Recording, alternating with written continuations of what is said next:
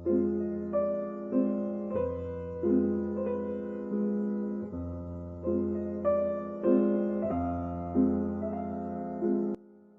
ang Hisgitanan Podcast ug ako si Louie Himoya.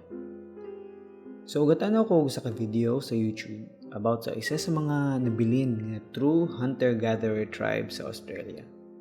Hunter-gatherer meaning payak, simple lang panginabuhi, then maglaroy-laroy sila sa desierto ug mangita og mga makaon nga prutas, utan ug mga wild animals sama sa lion ug hyena ug uban pa para lang makasurvive. Mo na ilang day-to-day living. Dayon, giadto sila og usa ka dokumentarista dito, isa ka YouTuber. Dayon gipangutana, unsa man ang meaning sa life? Then naay translator siya kauban. Then gitranslate niya ang question. Then sa sinugdanan, katong mga hunter-gatherer, wala pa nila nakuha diretso ang pangutana kay ang question itself wala ni track sa ilaha. Unsa day ang pasabot sa word nga meaning? Murag wala man ni siya sa ilang schema, sa ilang bokabularyo. After sa pila nga pagtuki-tuki sa pareho nga pangutana, gibalik-balik, nakasabot din sila din. Ang ilang gitubag kay makashock kayo. Ang meaning daw sa life kay meat. Karni. Karni? Gi-clarify sa katong interview meat? O karni daw. Karni ang tinuod nga kapuslanan sa kalibutan. Ang rason nga nung magpadayon daw ta nga mabuhi kay para sa karni. Karni sa bisan unsa nga hayop nga ilang mapana, mapa-elepante ba na, or mapabo, or mamanok, or mabaka, basta kay karni. Mao daw na siya ang ultimate meaning of life para sa ilaha. So, kaniya video mabutang gyud into context imong own life o ang imong own aspirations, imong own journey sa pagpangita sa meaning sa kinabuhi. Komplikado na kayo atong gihunahuna kung unsa gyud kapuslanan aning tanan. Unya para sa mga hunter-gatherer, dugay na kayo long time ago ilang na figure out kung unsa gyud ang atong angay buhaton. Ug ang kamatuoran para sila ha, kay wala gyud tay angay buhaton. We really don't have to do anything. Apart sa kanang pagpaningkamot nga mabuhi, then maprotektahan nimo ko galingon pamaagi sa pagsuot og sanina, then pagtukod og balay, then pagpangita og pagkaon. Beyond that, wala na gyud kay angay buhaton. Wala. As in, zero. Kanita na atong mga tinguha, o mga pangandoy, o mga pangutana kung ahani tanan, pwede ra gyud nga magpadayon kasi mong kinabuhi nga walaon na nimo nga mga questions, and ang chances are ma-okay ra man siguro ka.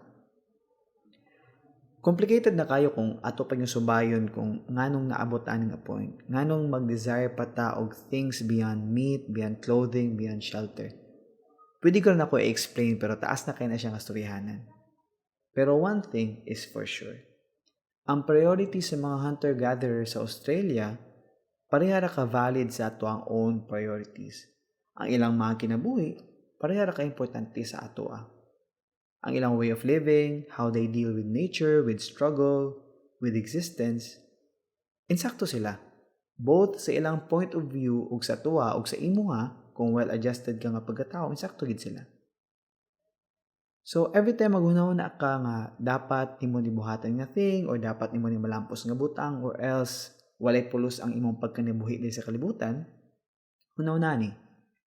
Para sa mga hunter-gatherer sa disyerto nga parte sa Australia, ang ilang meaning of life, dali ra nimo makabot sa imong refrigerator or sa pinakaduol nga karinderya or fast food restaurant.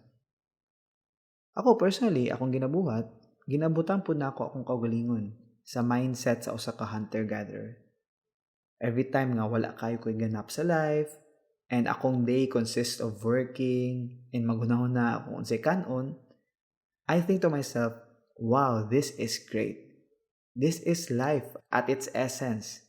I get to experience kani nga mga amazing things kada adlaw nga ginatake ra nako for granted bitaw kay premium na to siya ginabuhat. And to be honest, mao na siguro ni siya ang essence of life. Kanang mangitag kaonon, dayon mapabusog, dayon mapahulay kadali. Ang uban mga butang, kaning atong mga high-minded nga concepts of success, failure, happiness, sadness, Kanito na predicated ni siya sa kung unsay gikondisyon sa society para sa tuwa. And the truth of the matter is, dili naman siguro ta kinahanglan mo apil anak nga mga dula. Karon ako ba ginaingon nga since wala tay angay buhaton, dili na lang gid po ta mobuhat og bisan unsa? Dili pod. Wala ko ga-suggest nga kita tanan dapat magpundo na lang sa atong mga balay. Dayon dili na lang magplano og dagko nga mga butang para sa atong mga kinabuhi. Kay kung kana imong ganan buhaton, then by all means please go for it. Please do it. Pero if ganahan ka nga simple lang ang imong panimuyo, ganahan ka magtambay lang sa imong balay, magbuhat og bare minimum para ma-survive and i-enjoy ang mga ginagmay nga butang sa imong kinabuhi, dili po na sayo. Malipay ko para sa imo nga if tingin nimo mao na siya ang imong angay buhaton for the rest of your life. Ang leksyon sa mga natibo sa Australia simple ra gid kayo. We have to calmly remind ourselves nga superficial rin nga mga additions sa life tanan. Palami kibali, flavoring. They are not really essential. Dili siya kinahanglan para matawag imong life nga well-lived, di ba? What's essential is invisible to the eye, ana pa sa libro nga The Little Prince. Siguro invisible siya in a sense nga it's been in front of our eyes the entire time, pero we just choose not to see it.